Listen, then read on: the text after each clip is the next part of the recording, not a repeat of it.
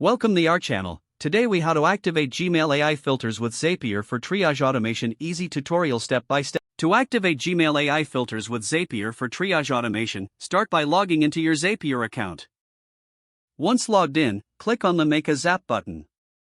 In the trigger step, search for and select Gmail. Choose the trigger event that fits your needs, such as new email. Connect your Gmail account by following. Select the specific Gmail account you wish to automate. Next, set up the trigger by specifying any filters, such as the sender or keywords. Test the trigger to ensure that it pulls in the correct emails. Now, move on to the action step by clicking Add an Action. Search for and select Zapier filters. Add a condition such as if email contains and specify the keywords. Next, click Continue to create the filter.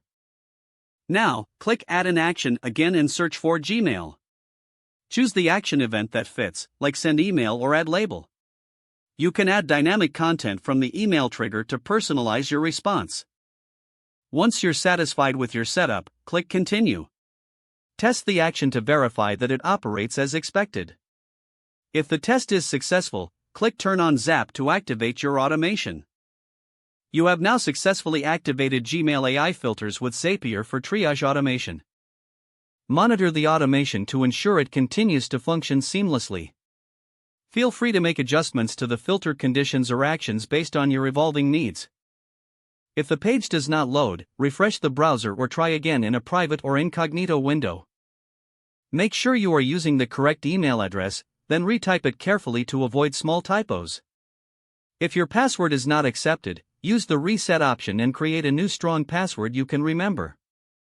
Check your spam folder for verification or security emails, then complete any requested confirmation steps. Enable two-factor authentication if available to improve account security and reduce unauthorized access risk. After signing in, review your profile details so your contact information and settings are accurate and current. If you see an error message, note it down and try again after restarting your device and internet connection. Log out when you finish, especially on shared devices, to keep your account and payment information secure.